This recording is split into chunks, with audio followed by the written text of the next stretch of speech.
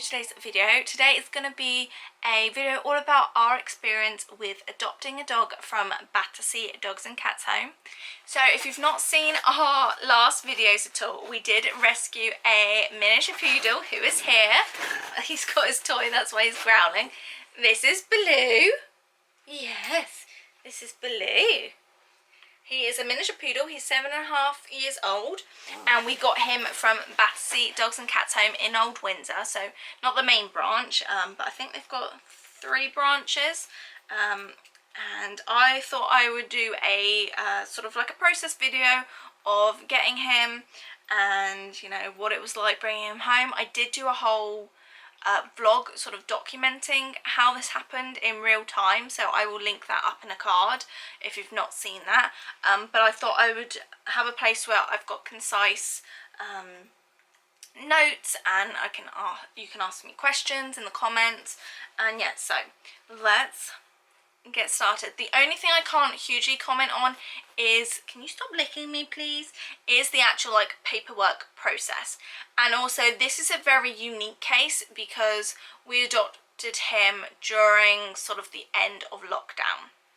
So if you're watching this in the future, we did adopt him between sort of like July, well, at the end of July of 2020. So we were still, you know, in the COVID pandemic, but things were starting to open. But on the whole, a lot of things were still on lockdown. Yes, the paperwork side of things and the actual initial application is something Darren did, so I can't personally speak for that.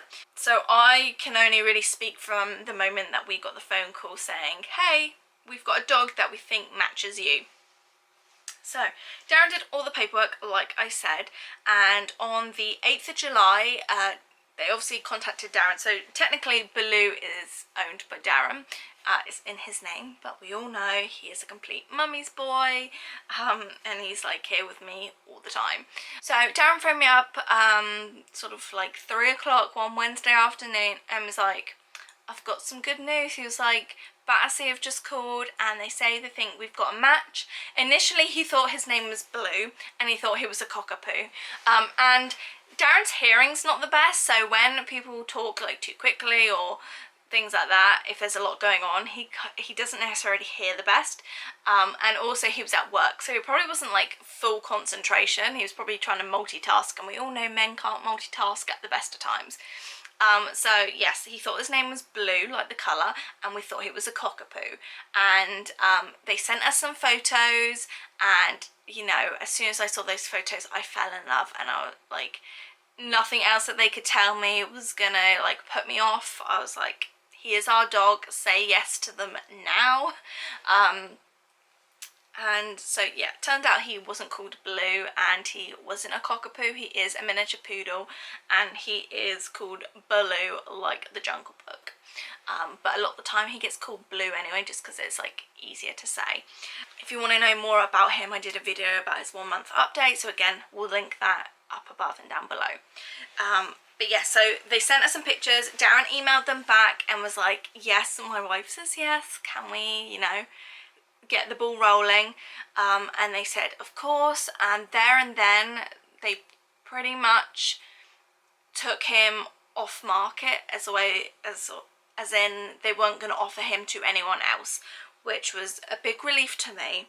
So from that point, Darren had a phone call with the vets, or like the nurse that works for Battersea, and she went through, you know, a bit more about him and his history.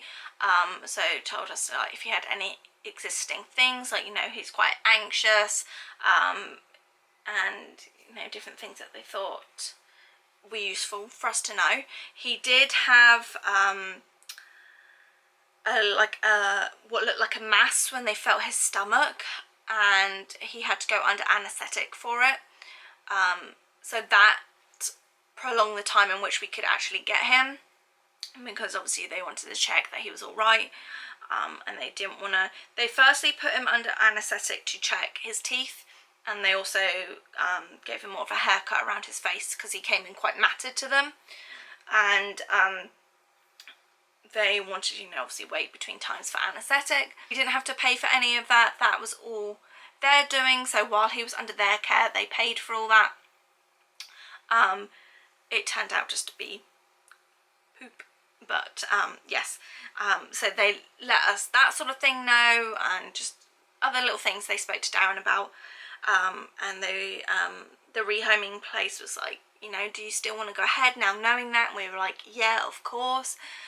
They did say that, you know, obviously these things that they found, if in the future these problems were to arise again, you wouldn't be covered on insurance, or at least the insurance that they had already got him on. Was that bit. And then we scheduled for that Saturday a Skype call.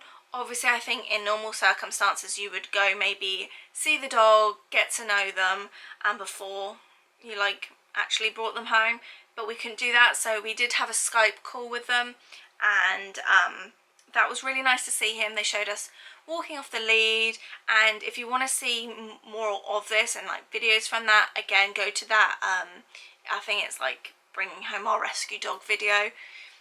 It talks about this in real time and how I'm feeling at the time. So they showed us that, and that was really nice. And they also, because it was a little bit longer of a process than we thought, because he had to have the anaesthetic and things, they sent us a couple of little videos, which was really sweet. He did stay with one of the ladies that works there. They took him out of the kennels because he wasn't doing very well, because he was so anxious being left on his own. So he went and stayed with a lovely lady called Caroline, who took him home of an evening and then brought him into work in the day, and he sat in the office with them. And we also had a call with her going through things about him. Yeah, so we got a lot of information given to us, and the whole time they were like, give us a call, email us if you've got any questions at any time. You know, there is a lot of information to take in all at once. You know, we're always on the end of a phone or an email. So that was sort of the before going to get him. And from the point of getting a phone call to the point of getting him, it was about 2 to 3 weeks. So we got the call on the 8th. We went and picked him up on the 25th of July. So it was really fairly quick process. Obviously there's a lot quicker processes of just like some places you can just go and pick them up there and then. Obviously you have to be vetted. They have to make sure that you match.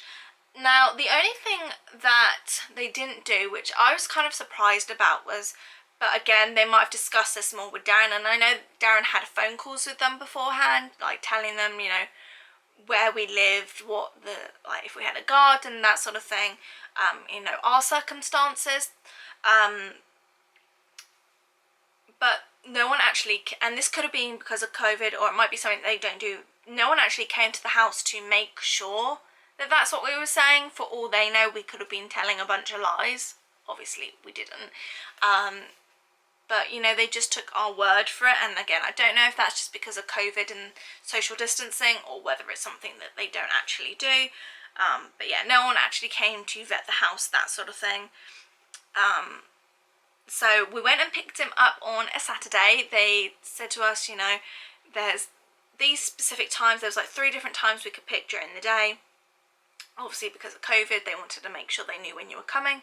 So we picked the earliest possible, which was 10:30. We got there, they were like, just stay in your car, and someone will come out and meet you. So we took our masks with us, and the lady came out, and you know, she stood a distance, checked our details, that sort of thing, and then had a little conversation with us, just like by our car, and basically, you know, saying we are under no obligation that day to take the dog home. If we want to go and think about it, if we think, you know, we meet him and we think we're not gelling with him, or we don't think he's suitable, we don't have to take him home that day. Meanwhile, in the back of our heads, we're thinking, well, that ain't gonna happen, this dog is coming home with us today. But it's really nice that they don't make you feel pressured. If you've got any worries, you know, they're more than happy for you to think about it, or any questions that you've got, because at the end of the day, they want to make sure that the dog is going to be happy, and that you're going to be happy looking after them, and that the dog's not going to eventually need to come back and get rehomed again. Once we'd had that little chat, we went into their little like waiting area, and it was really weird because everything was closed off. In the old Windsor, you go, because we got him from old Windsor, and you go in, there's like a little reception desk, and there's like a little shop where you can buy bits and pieces. So if you haven't bought anything up until then, you can buy it there, and again, you're supporting the home there. I had actually knitted 4 blankets, I think, with a lot of like leftover wool I had, and I gave that to them to donate, and they were really pleased with that. I got a little email a couple of days ago actually saying, you know, thank you for the blankets, and so that was another way of like contributing to them.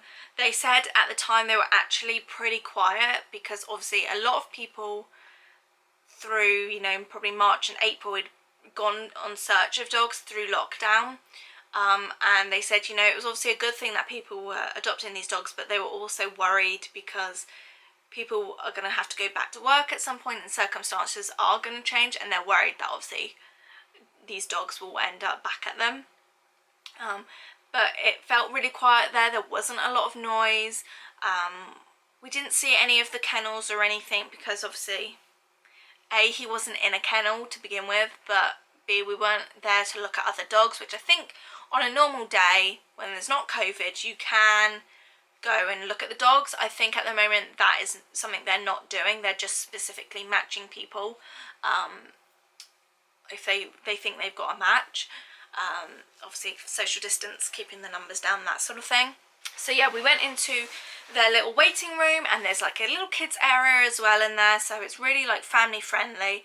And we went in, wore our masks, we antibacterial. They could give you gloves if you wanted, but they didn't think that was necessary if we just washed our hands.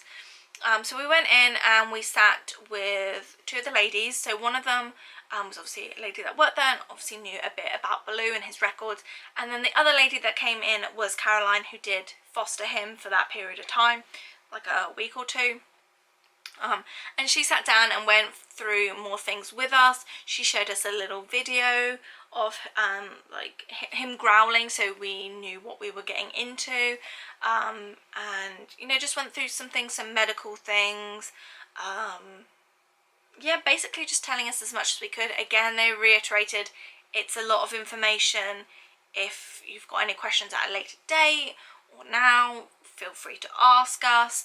You know, they're always on the end of a phone. That was always something that they focused on, was that you don't just get a dog and then they cut ties. There's always that support there with them, which was really nice. So we'd had that conversation and they were like, right, do you want to go out and meet him? So we went out to the little garden area outside of reception, and Caroline went off and got him, and she brought him to see us, and this little black bundle of fluff. He is a blue poodle, that's what they call him, because he's not solid black. He is got like some grey tendencies, and in certain lights he looks that more like bluey grey colour. He's got little white bits on his paws, and like he's got a patch on his chest and his belly, and like around his mouth he's a little bit like whitey grey. But he just came running up to us, and obviously he was really attached to Caroline because that's who he's known. But he did come up to us. I got down on his level and, you know, smoothed him. Darren bent over and smoothed him, and they were really pleased with how he interacted with us, and they let us walk him. Caroline went off for a bit and they let me walk Baloo, and he was really good on the lead. You know, he was a bit confused, like where's Caroline gone, but then he was fine. We walked, they have these like rooms that are attached to fenced in little astroturf areas, so you know, you can sit on these sofas and get to know the dogs. We fed him some biscuits. He was really gentle. They said like he could nip at some points, and he didn't. He was really gentle with us. He was like searching everywhere. He wasn't like that interested in us. He was more interested in like going around, and it was only when we gave him the biscuits that he was like, hang on, this is a good thing here. So yeah, we sat down there for maybe like 20 minutes and just like got used to him. We could also take our masks off at that point, which was really nice because you don't know how dogs are reacting to seeing people in masks. And, you know, again, they asked us, like, how do you feel about him? And we were like, yeah, we're totally smitten. So we went back to that reception waiting area, went through the paperwork, paid for him. He was £155. I don't know if that varies depending on, like, cat, dog size, I'm not sure. But that covered flea and worming. He had obviously his teeth checked. He had his fur all chopped off because he was really, really matted when he came in. Yeah, he got looked over by the vet. If they need neutering, they do that. I think he was already neutered. We were really lucky that he came with a pretty much full list of medical history from his previous owners. What else? They gave us a collar and a lead. They give you about, I can't remember if the standard is 2 or 4 weeks worth of food. We got probably about 6 weeks because he was on a weight loss food program to start with. So we had 2 weeks of that, and then they've given us a bag of food which probably will last him about 4 weeks now. So they gave us that. They gave us a couple of treats. They gave us this little muzzle that they had because of when he went to get groomed, he was a bit like ratty because he hadn't been groomed in so long. I've not had to use the muzzle, but we have done some muzzle training with him. They gave him a toy, and they gave us like a couple of little biscuits for the journey. So yeah, they popped him in the car with us, and I sat in the back seat with him, and he was by my side the whole time. He whined a little bit here and there. I gave him the biscuits and he was fine. Again, if you want to see more about that first day and bringing him home, check out the vlog. But yeah. Oh, they also gave us his little Battersea dog tag, which is very cute. So they make sure that your details are all right on there, and if that's the details you want. So although we have got him an extra tag, he has just had his Battersea one on for now because I think it looks really cute. Like I said, you get a collar. I've since had to put a new collar on him because that one's actually too big for him now because he has lost a little bit of weight, and they gave us a really nice just like a standard Battersea lead, but you know, it's got Battersea on it. It's like padded around the wrist. It's really nice. Yeah, they gave us like some information about, you know, these are some things you might expect in the next couple of days. They gave us an information pack on kennel cough as well, because sometimes that can arise, even if they are not showing signs there and then, can arise when you bring them home. He hasn't, so that's been fine. And again, they gave us all the contact details. They do make a point of phoning you after the first like 3 days to make sure, you know, that it's settled in. If you've got any questions, just find out how you've been getting on. It's a support line really for you. And so we had that conversation, all was fine. They really reassured me about how he was eating, because first couple of days he was fine. The third and fourth day he went off his food a little bit. And they also will phone you a month. So we are due another phone call from them at some point, just to, you know, see how we're doing. But they do say, obviously, any time after that, they're always there for you. They also give you 4 weeks worth of insurance with Pet Plan. I think we're moving away from Pet Plan just because of his age and his conditions. We want something that can cover anything existing. And yeah, I think that's all I've got to say. Overall, I've been super pleased with getting him from Battersea. It was a really smooth process. Obviously, like I said, I'll get Darren to maybe talk about the paperwork side of things, but I felt nothing but support from Battersea. I really had a good feeling whilst we were there. I think if you've not got a good gut feeling when you're there, as well, like that's I think with getting any cat or dog, if you've not got a good gut feeling about where you're picking them up from, then you need to listen to that. But we were just super pleased, and it's nice to support, you know, the dogs and cats home, and we're definitely adoptive parents forever now, I think. So yeah, that was my little update. If you've got any questions or queries, let me know down below. I will also leave Battersea's website down below if you are thinking about getting an adoptive dog. We definitely didn't just get an adoptive dog because of lockdown. We've been thinking for a while now, and it has been tenfold in improving my anxiety and my overall mental health, and I wouldn't be anywhere without him. So from me and Baloo, we want to say a big thank you for watching this video, and we will see you again soon. Bye guys!